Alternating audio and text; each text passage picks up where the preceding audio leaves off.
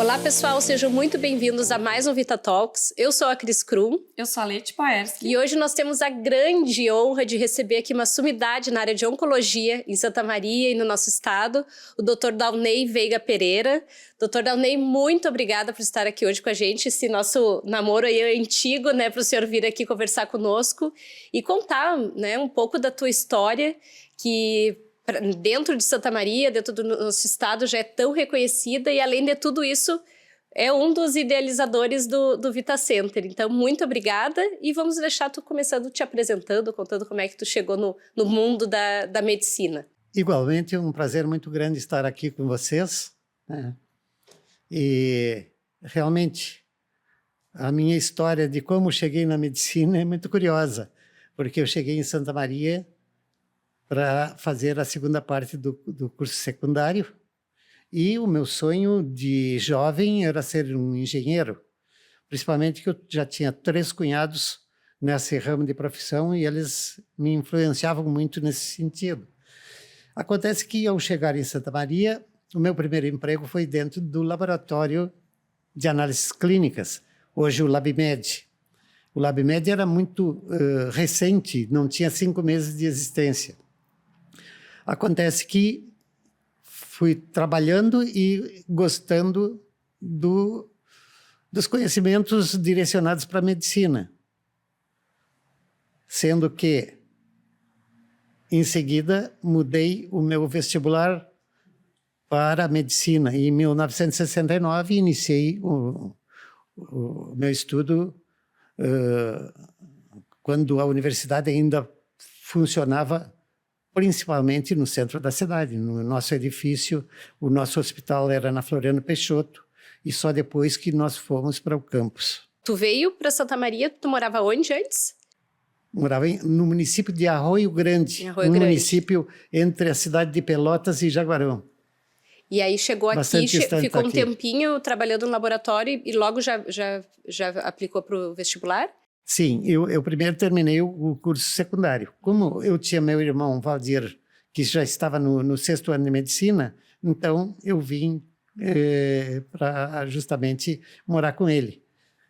Porque senão eu teria que me deslocar para Pelotas e lá eu ficaria só, ainda muito jovem. Então era mais seguro a minha permanência aqui em Santa Maria.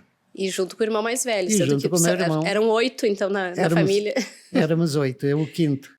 E nesse período da faculdade, como é que tu foi, então, reconhecendo essas áreas que tu foi te interessando, né? Para nos contar como é que tu chegou até a oncologia. Sim, muito interessante. Porque eu, como trabalhava no laboratório, eu me dediquei muito, principalmente ao ramo de hematologia. Eu nunca esqueço que, por exemplo, a primeira palestra que eu fui fazer em oncologia foi câncer de mama. E o câncer de mama, existia apenas um protocolo descrito naquela época, que ainda existe hoje, que ainda beneficia muitos pacientes, mas era muito incipiente, ao passo que a hematologia eu considero assim uma especialidade extremamente difícil, variada em termos de patologias, e desta forma, como eu tinha esse contato com o laboratório, eu tinha uma atividade paralela à atividade curricular. Então, durante esse período, eu consegui desenvolver muitas técnicas inexistentes na cidade e, às vezes, até no Rio Grande do Sul. Por exemplo, a eletroforese das proteínas era uma técnica muito incipiente. Eu lembro que até o doutor Arcimar Matos Leal já fazia uma técnica incipiente disto. E depois o Dr. Walter Bianchini. E eu consegui estudar bastante essa tecnologia, então eu ampliei muito o conhecimento das proteínas, porque aí passei a trabalhar com proteínas da urina, proteínas do sangue na imunoeletroforese. Então, já em 1900, ou seja, década de 70, eu conhecia a hemoglobina glicada, só que nunca imaginei que ela se tornaria uma avaliação tão importante da diabetes. Também, outro ramo que desenvolvi, importante, juntamente com outro colega de Porto Alegre, que não existia no Rio Grande do Sul, foi a imunofluorescência. A imunofluorescência nos permitiu vários diagnósticos que a gente não tinha confirmação daquilo que encontrávamos na clínica. Por exemplo, doença de Chagas passou a ser facilmente identificável com a técnica de imunofluorescência. Por incrível que pareça, as técnicas já existentes, nenhuma era aplicada aqui no Rio Grande do Sul. Foi a imunofluorescência, também por ser uma técnica mais fácil, né, que passou a ser usada amplamente em todo o Rio Grande do Sul. Mas, inicialmente, fui eu e mais um colega de Porto Alegre. Também outras infecções, como a toxoplasmose, não existia técnica. Foi através da imunofluorescência que nós passamos a diagnosticar a toxoplasmose. Outras situações, como doenças autoimunes, também passaram a ser identificadas através dessa tecnologia. Enfim, a eletroforese, inclusive, passei a utilizar para diagnóstico de doenças hematológicas do sangue, que a gente, por exemplo, sabemos que moramos em Santa Maria e que temos uma população italiana bastante expressiva, né? Uhum. E a talassemia era uma das doenças que também a gente não tinha uma segurança em fazer o diagnóstico. Passamos a fazer através da talassemia. Além de, por exemplo, a hemoglobina S nos afrodescendentes, entre outras situações que também foram desenvolvidas nessa época, ou seja, década de 70 nós já tínhamos. E essa tecnologia foi adquirida principalmente em Porto Alegre, essa fase inicial. E depois, numa fase mais tardia, eu complementei esse estudo em São José do Rio Preto.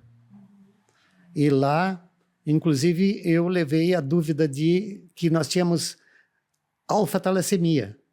Beta-talassemia nós tínhamos bastante, mas eu tinha um caso de alfa-talassemia, que eu tinha estudado muito. E o meu professor, que estava chegando da Inglaterra, disse que deveria ser erro, porque essa doença não existia no Brasil, só no Sudeste Asiático. Eu, quando retornei do meu estágio, fui direto procurar esse paciente para saber qual era o meu erro. Encaminhei a amostra para ele e ele confirmou que era uma alfa-talassemia. Hoje, eu tenho mais de 10 casos em Santa Maria, então era uma doença que existia no Brasil, só que não era identificada.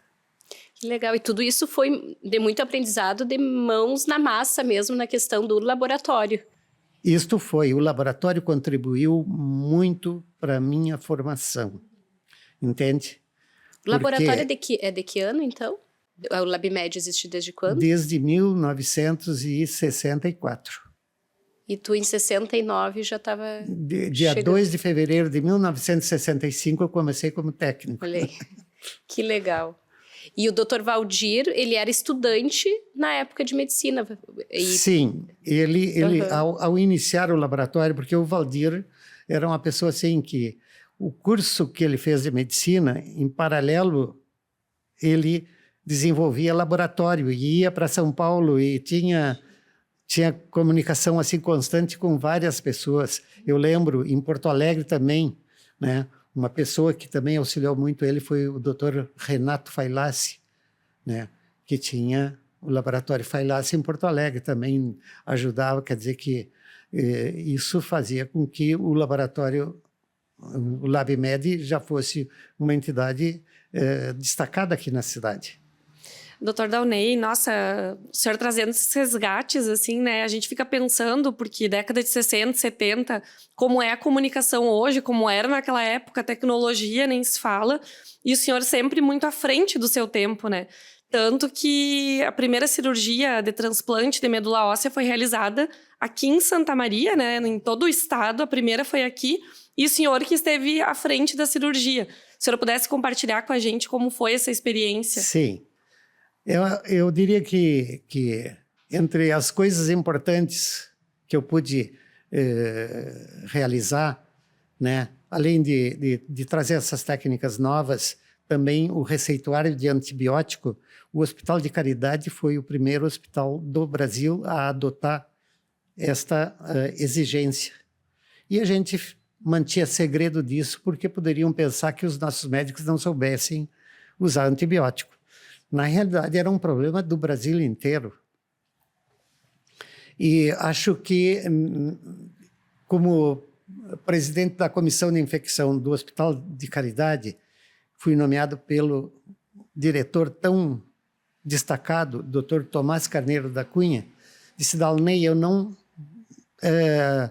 tolero que antibióticos sejam mal receitados. Me dá uma solução nisso aí. Foi aí que eu saí atrás de advogado, tudo, porque dizer assim, contestar a receita de alguém era um risco muito grande. Mas nós criamos o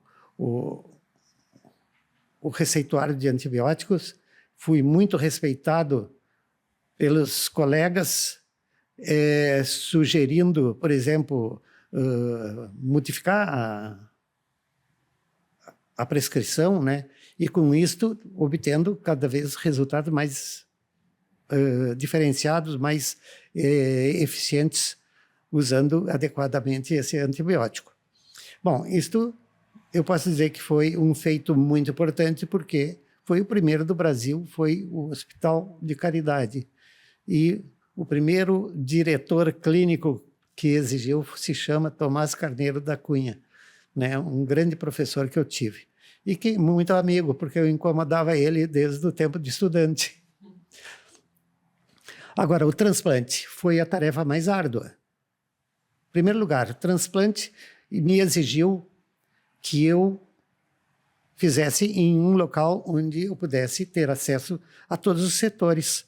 Se eu fosse fazer transplante em São Paulo, eu não precisava me envolver com o laboratório, não precisava me envolver com a parte cirúrgica, que também é simples, mas com a parte clínica. Então, fazer esta formação num hospital dos Estados Unidos seria mais fácil para mim. Para eu ter contato com o paciente, eu necessitava fazer um exame de medicina que explorava a medicina geral. Ou seja, esse exame, que a gente chamava ECFMG, Examination Council for Foreign Medical Graduates, um nome bem... Esse exame nós tínhamos que fazer durante 2 dias, levava para que se fizesse, porque eu tive que fazer o segundo depois do SFMG, que tinha outra terminologia. E era mais ou menos 14 horas de exame, em que envolvia toda a medicina. E eu fiz com uma tranquilidade muito grande esse exame, talvez por isso eu consegui passar, porque eu digo, não me interessa, eu quero só fazer para ver como é que é o exame. E coincidiu que eu passei no exame. Aí eu digo, quem sabe eu me inscrevo num hospital muito bom, e pensei no Hospital Johns Hopkins, e não contei para ninguém, porque é muito provável que eles não vão me aceitar. Encaminhei um currículo do terceiro mundo, e mais a comprovação de que eu tinha efetuado o exame. E, para minha surpresa, eles me aceitaram. E assim eu fiz tudo lá. O meu chefe lá, uma pessoa maravilhosa, então ele sabia que eu queria fazer transplante, ele já dizia assim, tu tem que fazer isso aqui no laboratório. Chegava, ligava para o laboratório, fulano, olha aqui, eu quero que... Né? Como eu já era laboratorista, conhecia tudo, né? Lá sempre estão precisando de gente. Quando eu terminei o estágio no laboratório, eles queriam me dar emprego para trabalhar lá. E assim eu consegui ter o treinamento e chegar em Santa Maria para iniciar o transplante. Foi assim que eu dei jeito de fazer o primeiro transplante, usando enfermeiras maravilhosas, que eu digo, acho que eu não vou encontrar melhor do que aquelas, talvez igual. Com cuidado assim esmerado para esses pacientes. E esse paciente, primeiro paciente, transcorreu o transplante tudo dentro daquilo que seria necessário. Ele já tinha recuperado a imunidade, mas tardiamente ele fez uma infecção viral e que levou a óbito. O segundo transplantado, felizmente, acho que já no ano de 1990, está bem até hoje, né? E assim eu tenho muitos pacientes assim que estão com 30 anos, com 29 anos, e que, felizmente, né, preservaram a sua vida porque não tinha outro recurso naquela ocasião. Até acredito que hoje nós temos medicações que substituem o transplante, né? Um exemplo é a leucemia mielocítica crônica, que naquela época não existia medicação curativa, nem paliativa para longo prazo, como é o caso da leucemia mielocítica crônica, e o transplante se fazia necessário para salvar essas pessoas. Tem muitos que tiveram a vantagem de que poderiam estar tomando remédio até hoje e não precisam tomar remédio, mas nós tivemos também perdas, pacientes que morreram em decorrência deste procedimento. O que eu gostaria também de falar no transplante é que como fazer uma unidade de transplante em Santa Maria. Eu não tinha recurso de lado nenhum. O que eu fiz foi no profissional que primeiro fez o primeiro transplante no Brasil. Ele, juntamente, o Dr. Ricardo Pasquini, juntamente com o Dr. Eurípides Ferreira, e conversar com ele de como eles teriam feito isso num round de clínica. E ele disse: Dalney, nós vamos almoçar e eu, com mais calma, vou te explicar como que eu fiz. E assim fizemos, fomos no almoço. E a primeira coisa que ele me disse: olha, no Ministério da Saúde e no Ministério da Educação não existe segmento que possa te dar esses recursos para aquisição de tudo que tu vai precisar. O que eu consegui foi com a comunidade. Muito bem, saí dali com aquela ideia. E eu digo assim, sempre que nos aconselharmos com pessoas certas, a probabilidade de dar certo também é muito grande. E cheguei em Santa Maria, eu tinha muitos amigos, inclusive no banco tinha um bancário do Banco Bradesco, que estava assim, com vontade de ajudar, e inclusive tratava um filho dele que tinha leucemia. E ele descobriu que o presidente do Bradesco, o senhor Lázaro Brandão, estava em Rosário e que tinha uma tempestade que estava vindo e que ele ia ter que ficar em Santa Maria. Então, essa foi realmente um acontecimento muito importante na minha vida. Ele chegou em Santa Maria, nós levamos ele até a reitoria. E lá o vice-reitor, professor Roth, acolheu ele e nós a pedir dinheiro.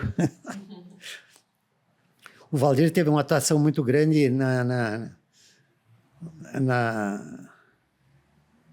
justificativa de o que o transplante representava para nós em Santa Maria, e o senhor Lázaro nos deu uma quantia tão significativa que permitia construir mais da metade do centro de transplante. Então, ali nós tínhamos ar filtrado, entre outras. O ar filtrado era o de maior custo. Após esses 50%, né, as outras aquisições foram rapidamente adquiridas, principalmente com a ajuda do nosso diretor clínico, Dr. Eduardo Rolim, e que também tinha ligação com o governador de estado, que também nos deu um auxílio muito grande. E assim terminamos uma unidade que eu diria assim, uma unidade com todos os recursos modernos existentes na época. Foi a segunda do estado? Acho que é a primeira. Primeira do estado. Sim. ou talvez fosse a segunda, mas embora o transplante já tivesse funcionando. Né? Mas eu tenho a impressão que, né? Graças à mobilização de todos vocês. Isso aí eu não teria certeza para confirmar, porque na realidade a conclusão dela foi em 1996, mas durante esse período nós já tínhamos uma unidade sem aquelas características ideais para acolher um transplantado, mas que permitia se fazer o transplante. Aí a gente tem uma curiosidade vinda da Tita, né? Para quem conhece a Clarissa, filha do Dr. Downey, que ela contou pra gente, né, que quando tu estava nessa função de fazer o primeiro transplante, que isso realmente era algo que tu tinha, assim, como uma vontade muito grande, uma missão, enfim, e que ela disse que tu chegava em casa, que disse que vocês filmaram, inclusive, em fita VHS, na época, sei lá, e que quando chegou em casa, vocês mostrou para as filhas, né, e ela até brincou, acho que hoje em dia isso não poderia nem ser feito para uma criança, mas que ela marcou tanto aquilo que ela viu, mas que vocês tinham aquele clima de suspense em casa, mas não dá para contar ainda. E aí ela disse que um dia na escola a professora chegou e disse assim, vem cá, Tita, que eu quero te mostrar uma coisa, e mostrou que tinha saído uma reportagem, alguma coisa na 0 Hora. Isso. E aí ela disse, olha aqui, ó, isso aqui que o teu pai tá fazendo uma coisa muito, muito importante pra nossa cidade, não sei o quê. E ela, não, mas eu acho que não dá pra falar ainda, porque eu acho que é segredo. Era segredo. Então, acho que assim, é algo que ela disse que realmente estava... Sim. Vocês respiravam isso em casa, inclusive, Por que isso? Por que essa decisão? Ora, nós estávamos fazendo o primeiro transplante. Um paciente com esse tipo de tratamento teria um assédio muito grande por parte da imprensa, de curiosos. Então, nós mantínhamos um segredo imenso do procedimento. Ora, o que acontece dentro de um hospital? Alguém vazou a notícia. E no dia que eu dei alta para o paciente, que é uma fotografia que aparece, né? Eu acompanhei ele até a frente do hospital e, para minha surpresa, os fotógrafos da 0 Hora e acho que de outros jornais estavam presentes, porque era um acontecimento inédito. Mas eu acho que foi tranquilo, ele conseguiu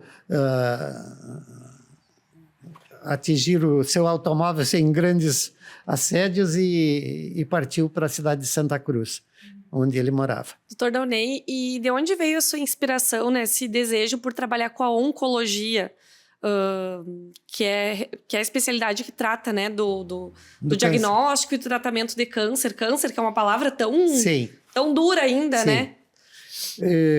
Em parte, assim. Bom, eu precocemente fui nomeado professor daquelas nomeações temporárias. E passado o período que eu não tinha interesse de ser professor, aí eu já estava gostando de ser professor e fiz o concurso para continuar. Isso no curso de medicina da Universidade Federal aqui de Santa Maria, Sim, né, Dr. Downey? No curso de medicina. O que acontece? Muitos serviços desenvolvidos mantinham a hematologia junto com a oncologia. O que acontece é o seguinte, que tem doenças hematológicas que têm alguma afinidade com as técnicas de oncologia, né? As leucemias, por exemplo, os linfomas. E isto leva a pessoa a dizer assim, eu vou desenvolver a oncologia. E Santa Maria era um dos polos em que a hematologia sempre foi junto com a oncologia. Hoje parece que está um pouco mais dividida, mas naquela época todos os grandes centros, e principalmente Estados Unidos, né? Então nós desenvolvíamos não só a oncologia e a hematologia do adulto, como da criança, né? Então, o que aconteceu? Em 1976, o Dr. Valdir Pereira foi para um dos hospitais mais importantes dos Estados Unidos e do mundo no tratamento da oncologia infantil. E lá ele fez a formação durante 2 anos, eu não sei se 2 anos e meio, né? E trouxe essa tecnologia para o Brasil. Antes a gente não conhecia quase nada de oncologia infantil. E isto foi um marco importante na oncologia do Brasil.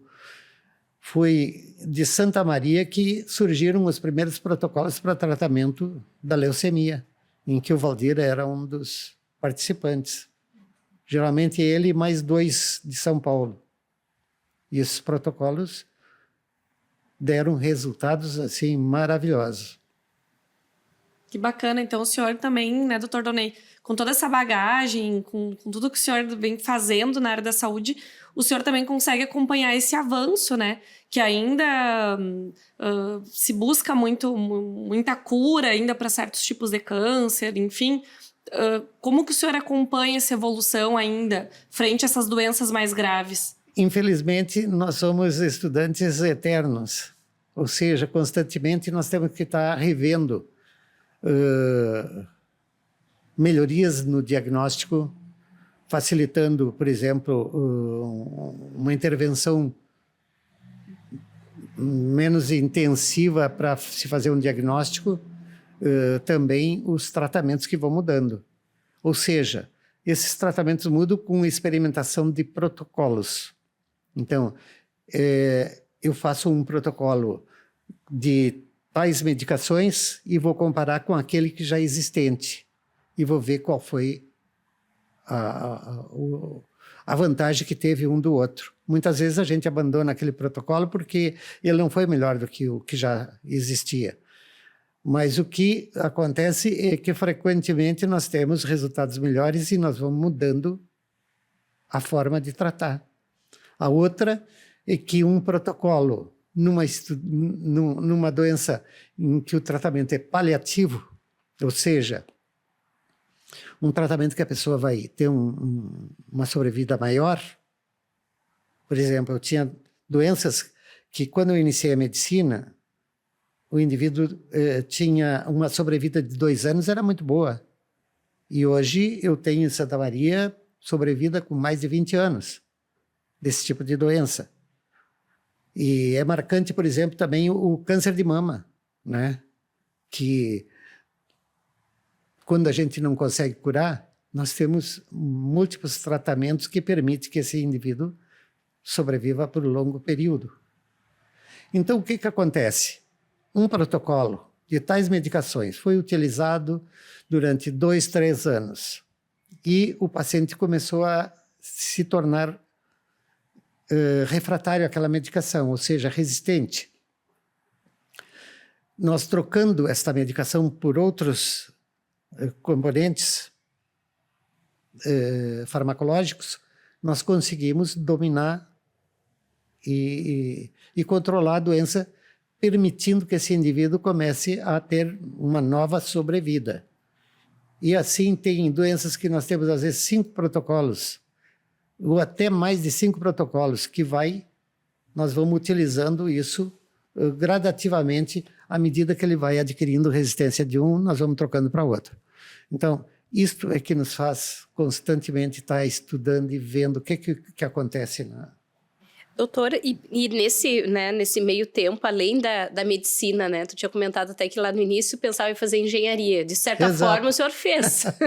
Porque hoje em dia nós temos aí diversos empreendimentos na cidade, né? Sim. A maioria deles voltados para a área de saúde, que o senhor se envolveu. Então, ajudou também a desenvolver esse centro, esse polo que nós temos hoje de saúde, né? Aqui em Santa Maria. Sim. Eu vou me referir principalmente na área da saúde. Nos outros... foi muito variado, nenhum foi assim tão significativo como os edifícios destinados à medicina. Era ano de 1975, novamente, um personagem importantíssimo, o Dr. Tomás Carneiro da Cunha. Como eu tinha uma amizade muito grande com ele, desde estudante, nós tínhamos apenas o edifício das clínicas situado na Rua do Acampamento. e destinado à medicina. E ali era um edifício pequeno e abrigava um número pequeno de médicos. Então, eu sugeri para o doutor Tomás de que a gente necessitava fazer um edifício, principalmente porque eu queria instalar o laboratório, isto ano de 1975. Queria instalar o laboratório e que nós não tínhamos uma área favorável e uma área que fosse próximo também do Hospital de Caridade, porque nos facilitaria em termos de coleta e transporte. Passado, acho que 2 ou 4 dias, não lembro bem, o doutor Tomás me liga, já era noite. Disse, Dalnei, temos um terreno na Rua Duque de Caxias, onde tem um salso chorão e que tem potencial de venda. E ali a gente poderia construir um edifício que fica um tanto próximo. Obviamente que no outro dia, bem cedinho, eu peguei o meu fusquinha e eu digo, vou lá conhecer. E chegando lá, achei o local maravilhoso e a área ampla o suficiente para a gente fazer esta edificação. E assim, o que fizemos? Convidamos as pessoas assim relevantes da medicina, né? Eu nunca esqueço que o Dr. Rolim, o Dr. Carlos Gama, o Dr. Tomás, o Dr. Oscar Schelp na neurologia, incluía o Dr. Enedir, o Dr. Toda a clínica de neurologia. Com isso, nós tínhamos algo como 60% das necessidades de construção. Em seguida, nós tivemos outras pessoas e completamos para começar a construção do edifício. Eu diria assim, eu tenho orgulho que aquelas abas do edifício fui eu que exigi. Porque, na época, eu tinha ido a São Paulo e tinha o incêndio daquele edifício Joelma, em que as pessoas se atiravam do 10º andar para não morrer queimada. Então, o edifício mais seguro da cidade é o centro clínico, porque com aquelas abas, se der um incêndio, qualquer um pode estar protegido. Mas eu acho que basicamente isto aqui. Logo em seguida, o LabMed cresceu muito e eu não tinha área para abrigar todas as necessidades. Foi quando eu saí a procurar um local mais próximo do hospital. E aí tinha aquele terreno onde está o Central de Clínicas. E fui tentar conversar com os proprietários. E, bem dizer, eu acho que, assim, incomodei muito, porque como é que esse indivíduo quer nos tirar daqui desse lugar que gostamos tanto? Foi quando eu descobri que o Dr. Wilson Yuschen, né, era médico da família. E, conversando com o Dr. Wilson, não, eu tenho interesse também, deixa que eu vou lá falar com... E assim acertamos a compra e construímos o Central de Clínicas, né? Também foi uma construção que teve uma aceitação muito grande por todos os médicos. Nós tínhamos todas as unidades ocupadas já e durante a construção não tivemos nenhuma intercorrência que desagradasse. Curiosamente, nós estávamos assim com 70% da construção pronta e queriam vender o terreno ao lado do Vita Center. E eu fui conversar e achei colegas que também tinham interesse. E aí houve a participação importante da doutora Ana Zimmermann, né, que também participou no Central de Clínicas. Uhum. Ela também participou na compra. Nessa época ela ainda não era da LabMed. Já era da LabMed. Já era da LabMed. Né? Depois eu posso contar a história da doutora Ana. A gente está insistindo, ela tem que vir aqui também. Nós trabalhamos como estudantes no Hospital Universitário, num concurso de técnico de laboratório que nós fizemos.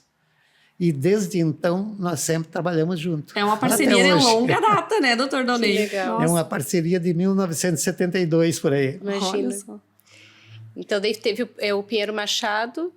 o Central de Clínicas, e agora quantos anos depois? Aí, alguns anos depois, nós fizemos o edifício da Floriano Peixoto, né? O Centro Comercial Floriano Peixoto. Foi aí que eu tive a oportunidade de convidar o Dr. Rômulo Castanha. E nós tivemos uma parceria, não foi boa, foi maravilhosa, né? Pela honestidade, por todas as características que ele tinha. Quando foi uma construção também tranquila, não teve intercorrência nenhuma. Foi quando eu fui comprar, entrei em contato quando vi que estava para ser vendido o terreno do Vita Center.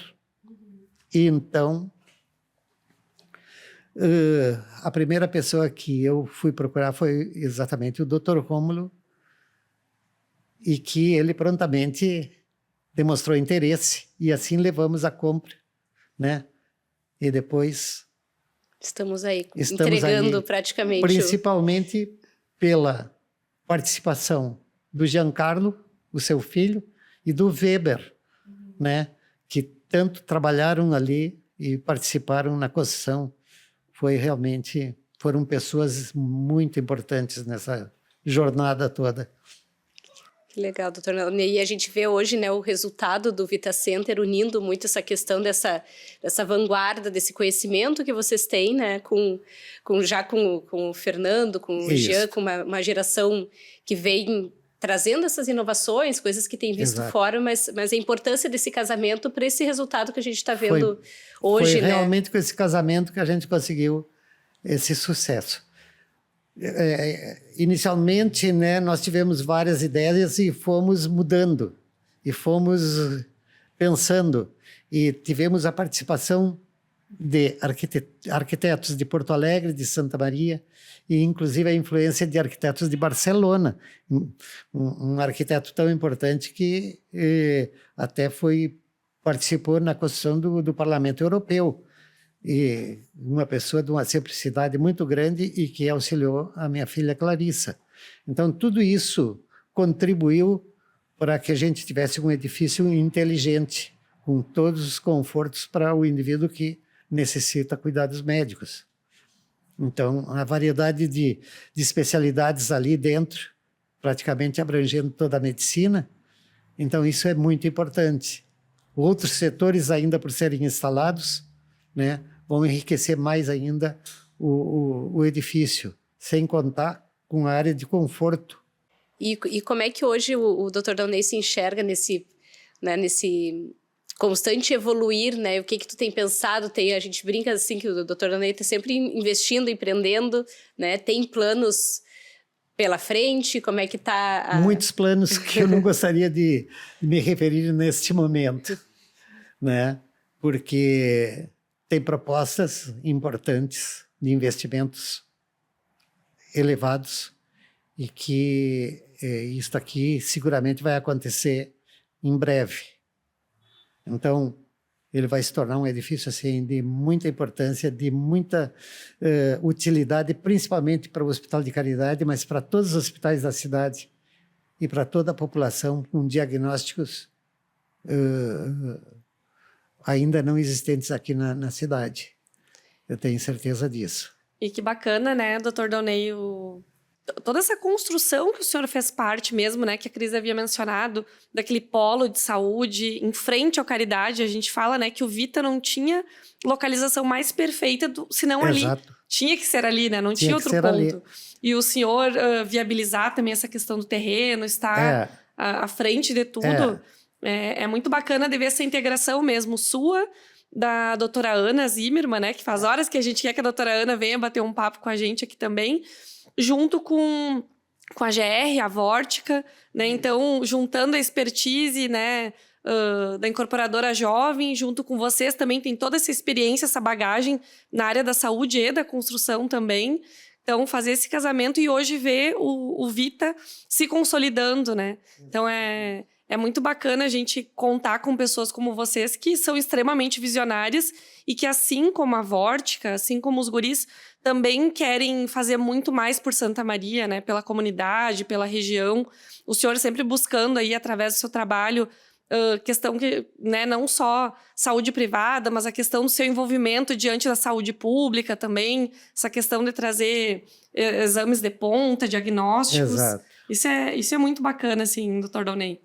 A gente conversa muito com a Clarissa, né? E ela sempre dizendo assim que para ela o que sempre destacou muito, além de, claro, de ser um empreendedor, que todo mundo sabe, que está sempre à frente, mas essa questão social, né? De querer, por exemplo, depois de tanto tempo ficou fora, querer vir para Santa Maria, trazer essas né, tecnologias, essas possibilidades para as pessoas daqui, né? E ela até brinca assim que quantas vezes o pai fez atendimentos de graça, sem falar das pessoas que iam dormir lá em casa porque não tinham condições de parar num hotel e alguma coisa. Então acho que sempre essa tua vontade em poder ajudar e abraçar a sociedade, né? A minha casa às vezes abrigava pessoas necessitadas. Não tinha que iam para o hospital universitário, né, levando os seus parentes, o seu filho, e aí agora onde vai dormir? Então vamos lá para minha casa. Não, e isso a Clarissa até comentou. E até a Clarissa comentou que muitas vezes a questão de ficar junto ao hospital ou a parte lá da universidade como professor não era por um retorno financeiro, ela disse, era muito mais por esse envolvimento e trazer um resultado para a cidade. Né? Infelizmente o professor era muito mal pago e hoje continua, né? Mas, querendo ou não, o senhor ficou lá quantos anos? 44 como professor. Anos, imagino. E 3 como técnico. E recentemente recebeu uma homenagem, inclusive, né? Sim, recentemente recebi uma homenagem devido a esta tarefa tão árdua que foi do transplante de medula, né? De ter sido desse nosso pioneirismo, não só do transplante, mas também da construção de um centro, né? Que eu agradeço ao meu chefe nos Estados Unidos, que me deu orientação para tudo. E que eu acho que ele também foi um pioneiro nos Estados Unidos. Só que bem anterior a mim, né? Mas plantou a sementinha. Exatamente. Ele muitas vezes me convidava, assim, tinha uma comemoração, né? Ele me convidava para que eu fosse junto com ele, né? E chegava lá na comemoração, era uma multidão esperando ele, e o pessoal olhava para mim pensando que eu fosse uma pessoa importante. Mas não deixava de ser, não deixa de ser, né, doutor Daunay? A importância é que eu era amigo Sim. dele, que ele era realmente um candidato a prêmio Nobel, ele era uma pessoa fantástica. Sempre tive a sorte de ter essa amizade com pessoas de destaque, né? Não, e o senhor ficou um bom tempo no exterior, um bom tempo fora, pesquisando, imerso em estudos e depois trazendo tudo isso para Santa Maria. Como foi compartilhar com esses seus alunos aí no curso de medicina, quase meio século, né? Na universidade, trazendo tudo isso que o senhor aprendeu lá fora e muito mais. Sim, tem diríamos assim, mais de 4.000 médicos que foram meus alunos, que muitos eu não conheço mais, né? Mas que eles me conhecem. E recentemente eu estava em Maceió, né? E um colega veio me cumprimentar e eu digo, mas que vergonha, eu não sei quem é esse indivíduo. E ele tinha sido meu aluno. E ele trabalhava em Brasília e ia fazer o turismo dele em Maceió. Nossa, a memória é ótima, né, doutor Daunay? Principalmente quando a gente está falando de datas aqui. Mas 4.000 alunos, lembrar o nome de todo mundo aí... É impossível. Daí não tem como. E como é que... Vamos contar um pouquinho do doutor Daunay, a família, né? Vai para os Estados Unidos, volta, né? As filhas. Hoje tem uma filha que faz medicina, né? Conta um pouquinho para nós. Eu tenho as 2 filhas mais velhas do primeiro casamento. Da minha esposa, ex-esposa, Elizabeth Pereira, Oliveira Pereira, ela mantém o Pereira, e que nós nos conhecemos desde criança, né? E que é a Clarissa e a Carolina. A Clarissa queria fazer medicina Por isso que o senhor levava ela nas reuniões. Ela já disse que era 12 anos de idade, ela estava na... Não, ela ia mais como né, ela queria fazer medicina, disse, tu vai fazer medicina, mas antes primeiro vamos fazer um teste psicológico. Porque ela não era... se vai aguentar. Ela não era a carreira que ela deveria fazer pelo teste. Então, seria muito bom para fazer música. Né? E me perguntou, eu digo, vamos fazer música. Aí disse, mas o emprego, arrumar emprego é mais difícil? Eu digo, talvez um pouco mais difícil. E arquitetura? Também maravilhoso. Ela disse, pois é, arquitetura também. Então, assim, ela fez arquitetura e fez doutoramento em Barcelona. Quer dizer, eu considero ela uma arquiteta de destaque. A outra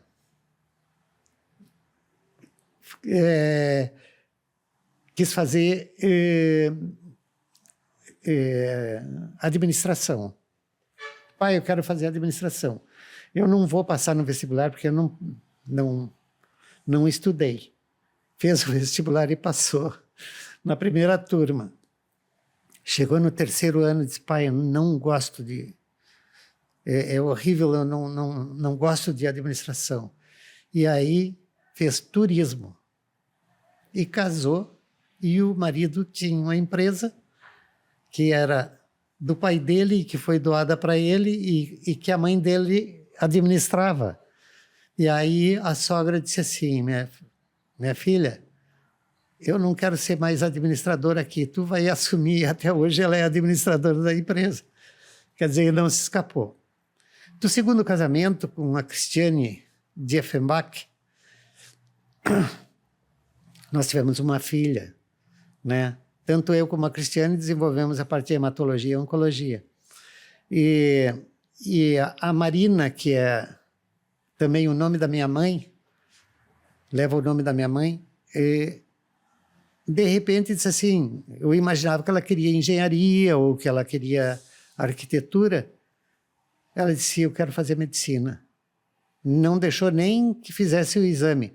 E, na realidade, ela tinha realmente vocação, tanto que hoje, casualmente hoje, ela está num congresso de pediatria em Gramado, apresentando um trabalho que ela desenvolveu sozinha lá na Faculdade de Medicina da PUC, em Porto Alegre. Então, ela deve retornar no domingo, né? E ela vai apresentar um pôster. Que legal. Que bacana. Eu conheci a Marina. A Marina foi visitar o Vita até com o senhor, né? O Dr. Dauney, eu lembro dela. Uhum. Que bacana. E o que o senhor gosta de fazer no tempo livre, Dr. Dauney? Se é que o senhor tem tempo livre, né? Com todo esse trabalho, toda a agenda tão cheia que o senhor tem. O que o senhor costuma fazer? Quais são os hobbies? São muito poucos. Continua estudando bastante, lendo? A gente aproveita para estudar, para algum academia, eu gosto. Tenho na minha casa uma academia. Olha que maravilha. Gosto de passear na floresta, porque eu saindo na parte de trás da minha casa, já começa a floresta. Olha isso, então, o meu terreno vai até a ponta do morro. Então, é uma das coisas, um dos passeios mais interessantes que eu tenho é dentro. Isso aí eu gosto muito. E viajar, também, né, Dr. Dauney? E viajar também, gosto. Agora, final do mês, eu tenho que ir para Chicago. Tenho que ir para Chicago, então. Que difícil, boa. Né, Dr. Dauney? Coisa bem boa. Doutor, e assim pra gente, que a Kate já tá nos dizendo que a gente tá falando, a gente disse que a gente ia ter muito papo hoje para completar aqui na nossa tarde, mas eu acho assim que seria legal para quem tá te escutando, né, que eu acho que hoje tem tantos... médicos que estão começando a carreira, futuros médicos, pessoas que querem fazer medicina. O que tu poderia dar, assim, como uma dica, algo que tu carrega desde sempre, assim, que tu acha que norteou muito das tuas decisões e do sucesso que tu tem hoje na tua carreira? Seguramente o que é mais gratificante é, assim, a gente vê um indivíduo que está doente, né? Muitas vezes eu não vou curar, mas eu vou melhorar a condição de vida dele. Na minha profissão, frequentemente eu tenho esse tipo de paciente, mas eu também tenho um paciente que ficou curado, né? Eu tenho um paciente que não teria outra medicação que pudesse manter esse indivíduo vivo há 30 anos atrás e eles estão saudáveis, né, com aquele tratamento que eles receberam. Isso aí é muito gratificante para nós. Eu diria que esse seria o que existe de mais gratificante para nós médicos. Dr. Dauney, e sobre o Vita ainda, né, para a gente finalizar. Quais são as expectativas agora que a gente está vendo o prédio com mais corpo, com vida mesmo, né? Agora a gente tendo aí a parte do mall mais consolidada, já temos médicos, profissionais da saúde trabalhando dentro do empreendimento. Claro que muitos ainda estão executando obras nas salas, né? Daqui a pouquinho vai enchendo cada vez mais ali, vai sendo mais ocupado o Vita. Como que o senhor enxerga agora esse momento de transformação? Porque antes o Vita ele era apenas um projeto, né? E agora tanto que a gente fala, tanto comercialmente a gente falava no projeto, vai ter o drop-off, que era de embarque e desembarque, vai ter estacionamento. E agora não, a gente consegue ver ele materializado, ele pronto, as pessoas podendo usufruir dos serviços. Como que o senhor imagina que vai ser agora esse novo momento aí para Santa Maria com a entrega do Vita? Seguramente a entrega do Vita vai cada vez mais acumular médicos em torno do Hospital de Caridade. Obviamente que aquilo vai trazer muito progresso, né? Principalmente para o Hospital de Caridade, mas também para os outros hospitais, porque vai abrigar uma grande quantidade de médicos que vai permitir, um atendimento cada vez mais eficiente, né?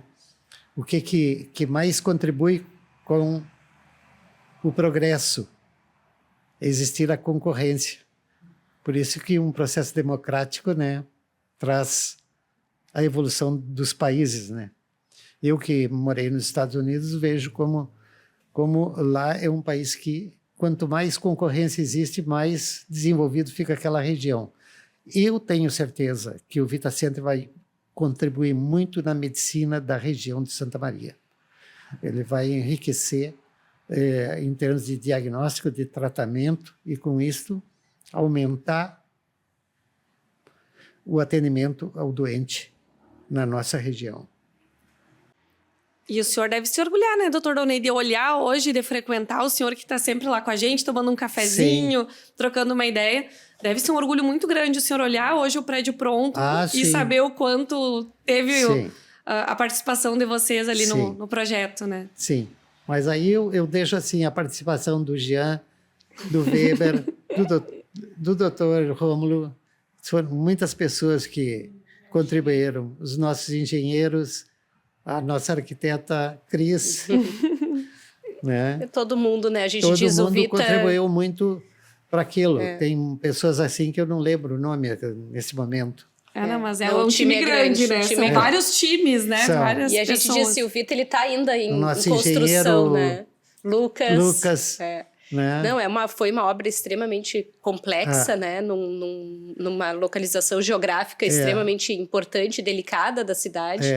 E que hoje está ali, né? Já está tendo nossa engenheira, Ana. A Ana. Né? Também ela teve uma participação significativa. A equipe é grande, né? E é um projeto que ele está sempre em desenvolvimento, né? A gente diz assim, tem coisas que estão surgindo, necessidades que estão surgindo e que a gente vai se adaptando e evoluindo, né? E com esse objetivo de entregar para a comunidade. Ele se torna um local importantíssimo para localização de serviços diferenciados. Por quê? Nós temos talvez a maior concentração médica num espaço que não mede de frente, eu acho que mais do que 100 metros. Ou seja, constituindo 3 edifícios de 9 andares, 10 andares. Sim. Né? 120, 140 salas cada prédio. Sim. São, diríamos, deve ir a 400 salas nesse espaço, todas ocupadas com profissionais da saúde. Isso tornou aquela região ali extremamente valiosa, né? E isto vai cada vez mais valorizar esta construção, tanto esta como as outras. Neste momento em que muitos vão habitar um local, vão deixar o outro vazio, né? não vai dar esse impacto, mas logo após nós teremos esse impacto de valorização de uma área preferencial no profissional da saúde.